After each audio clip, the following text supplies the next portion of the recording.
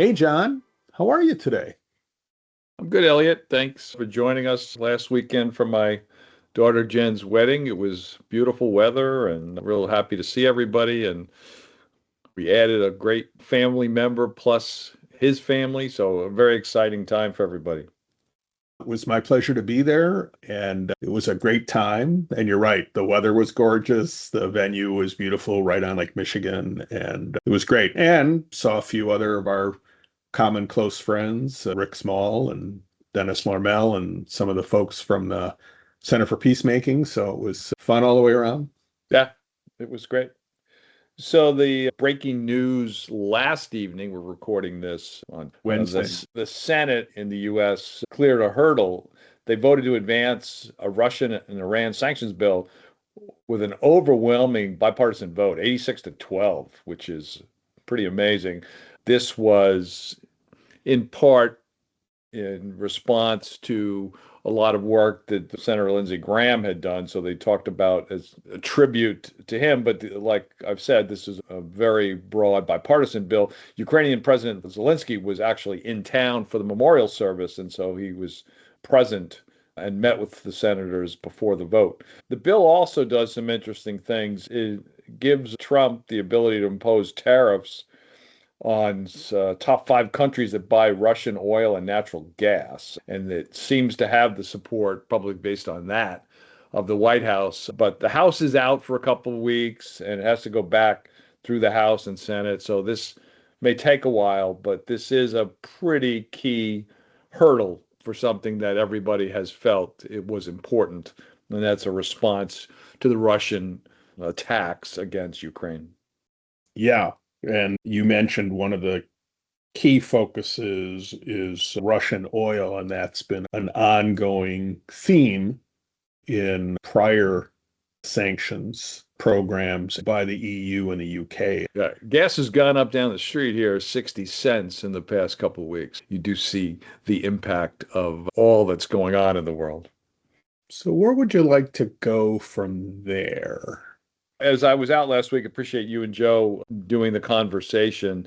Andrea Gacki, the director of FinCEN, testified before the Financial Services Subcommittee last week. An update on FinCEN activity focuses almost entirely on fraud issues, which obviously is important. But from her opening statement, she also referenced modernizing the BSA regime and touted the fact that FinCEN did the SAR FAQs that we've talked about before, that there's a proposed rule from FinCEN and the other and the banking agencies, the AML program rule, and she noted in her testimony the new quote, a new role for FinCEN in the supervisory process to promote, quote, risk-based, reasonably designed programs and greater consistency in how banks are evaluated for, quote, effectiveness. As we noted, the Fed did not have what I would call the gatekeeper provision for FinCEN before an enforcement action is finalized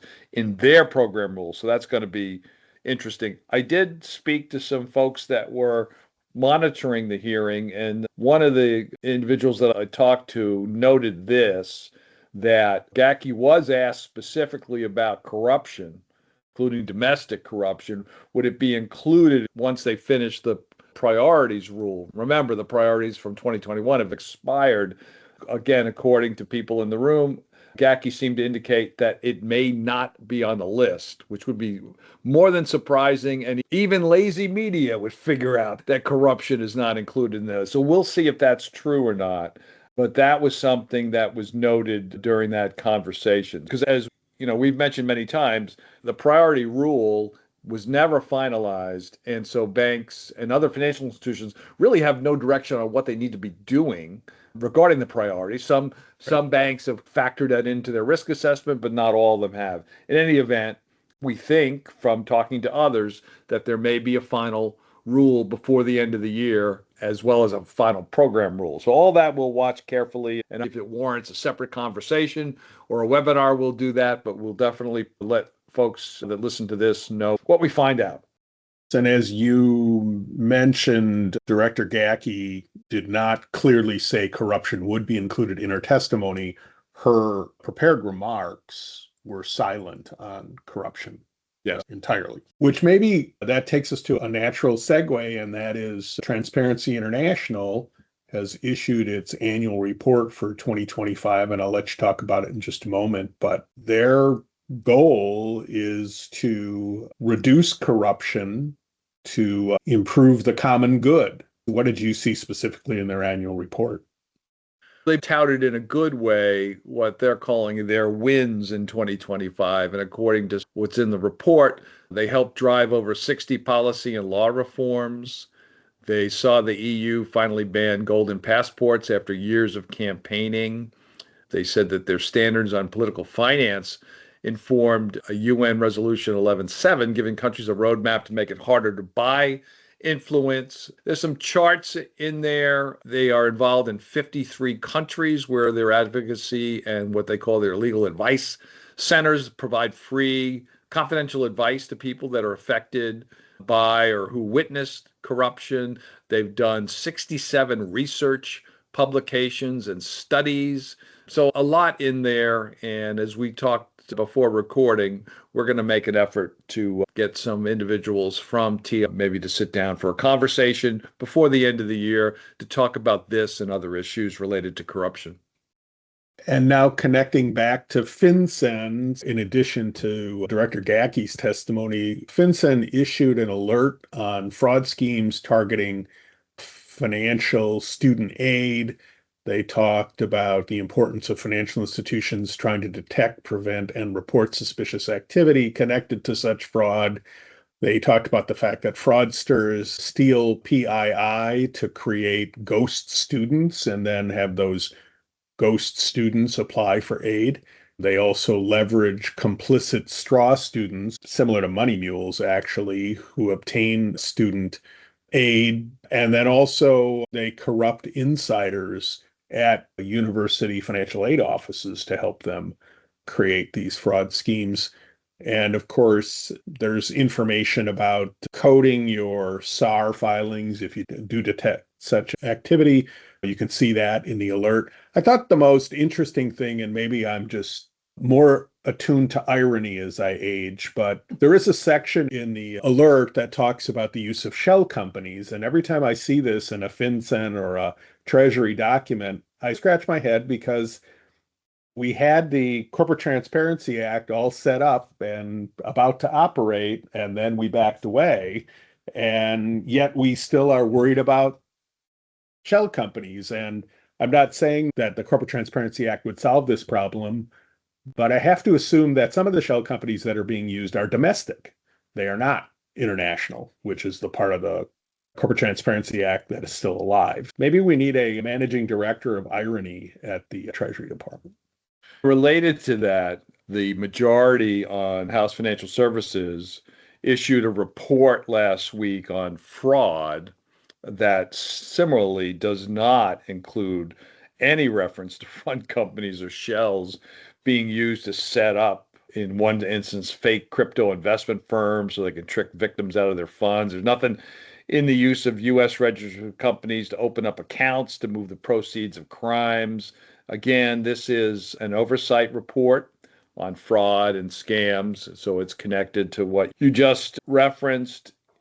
I find this, no matter what side of the aisle does this, just issuing majority or minority reports, it's not a great way to do policy. It would seem to me, and in the old days, and I can't remember how far back, but there used to be just a report from the committee, and there could have been dissenting opinions if there were some policy questions or challenges or disagreements. In the past, you would never have the Republicans do X and Democrats do Y. That just didn't happen. And even if the Democrats take over the House, you would hope that they wouldn't continue this process because, again, it just doesn't seem to help. You're getting a report, but you're not getting some information in there that perhaps could amplify what you're trying to prove regarding frauds and scams. Anyway, that's available on the Financial Services Majority's website. The Treasury Secretary announced it in May that FinCEN and OFAC were going through a comprehensive review of the SDN list. And it was noted that over 3,000 names were designated in 2024 compared to 180 back in 2017. I guess my comment there is the US government across administrations from both parties have accelerated their use of sanctions in a very large way. And so the fact that more names were added in 1 year versus another is not surprising. They purged 84 people and firms. I think the thing that everybody needs to understand is OFAC has managed the list and reviewed it on an ongoing basis for a long time. It just didn't do it with a lot of fanfare. They did identify a small number of duplicate entries, which they've also done in the past. And there have always been the troublesome entries. The other thing that OFAC has done is they've opened a portal on their website that allows people who believe they're in appropriately on the SDN list to put in a request to be removed. But I know you heard about another thing about getting removed from the list. Do you want to share that? Clearly, there's a transparent process. They actually call it the reconsideration portal, which sounds accurate. I think you could figure out what they do based on that. But Right. here's what we've been hearing from sanctions experts, and that is that the delisting process, which needs to happen, as Elliot just mentioned, also now has created a cottage industry of lawyers that will go to someone on the list or a company and say, for a fee, we'll get you off that list. And obviously, you got to prove why, the documentations, and all of that.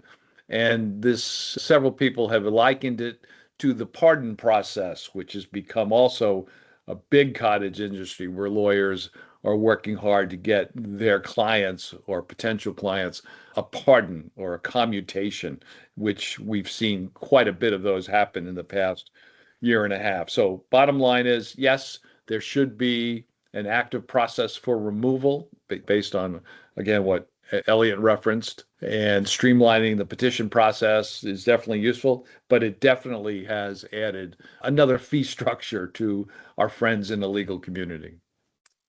And speaking of pardons, so BitMEX, which is a crypto exchange whose founders had admitted that they had failed to implement a Bank Secrecy Act compliant anti-money laundering program, has announced that it is closing down. The three of them were sentenced to a $100 million fine in January of 2025 and were pardoned later in 2025 by President Trump. Prosecutors had accused them of violating the Bank Secrecy Act between 2015 and 2020 by failing to adopt an adequate program, including Know Your Customer. They've alerted their customers who still have accounts to move their assets to other platforms. Even with the pardon, apparently, it was easier to close than to actually implement a program. Since I was out most of last week, what other things did you have since you were paying more attention than I was? So, a couple things. One, you and I have talked a couple of times about the fact that the Office of the Comptroller of the Currency has been expanding the availability of the limited purpose trust charters. We've seen them granting either final or preliminary approval to a lot of non-traditional financial services companies. Wise US, which is a subsidiary of Wise, which is a payment platform in the UK, actually had their application denied, which is the first one that I've seen. The basis of the denial was that they've been operating in the US under MSB licenses from the various states in which they operate. And they recently signed a multi-state consent order relating to the deficiencies in their Bank Secrecy Act and anti-money laundering and countering financing of terrorism program. It identifies program violations of state and federal law. The OCC concluded that since Wise had a record of failing to comply with applicable MSB requirements and the application for the charter, does not support a conclusion that the parent company would be able to comply with the additional requirements applicable to banks. I guess I'd say that's good news. I did a lot of chartering work when I was actively practicing. And the expectation when you applied for a charter was that you could show the ability to do all the things that the organization needed to do to be in compliance. It's nice to know that the OCC is at least still looking at that, because it feels like it's a lot easier to get a charter than it used to be, which might be okay, or whether that's pushing a problem down the road. The other thing is, back in November of 2025, the ICIJ did a long form piece as part of the coin laundry series about the use of crypto to cash storefronts fueling money laundering. Now I can't find it, of course. Oh, they did an update from Canadian intelligence that you had flagged that said crypto to cash services were knowingly facilitating money laundering. Thank you. And that continues to be an issue. And the reason we bring it to your attention is, if you start to see things that don't make any sense but are in this realm, you can look at the Canadian intelligence report. You can look at the long form ICIJ report by Spencer Woodman from November of 2025. But I think this is just another reminder that while not all crypto is a problem, we're seeing many reports of it being used as part of money laundering and fraud schemes. And so it's something to be cautious about. John, anything else that you have? No, the interview that I did with Tess Davis on arts and antiquities has just posted. You'll have a chance to listen to my conversation with Tess that's coming up. And then we are always efforting new content and experts from the private and public sector. So if you have recommendations for who we could reach out to, please let us know. Yes. And our August webinar is on risks related to virtual assets. We're going to have a great panel and a really good discussion. So I encourage you to go to our website and register for that. And we have other interesting topics that we're lining up for the rest of the year. So continue to pay attention to that. All sounds good. Okay, John, you have a good rest of the week, and I will talk to you next week. Take care. You too. Bye-bye.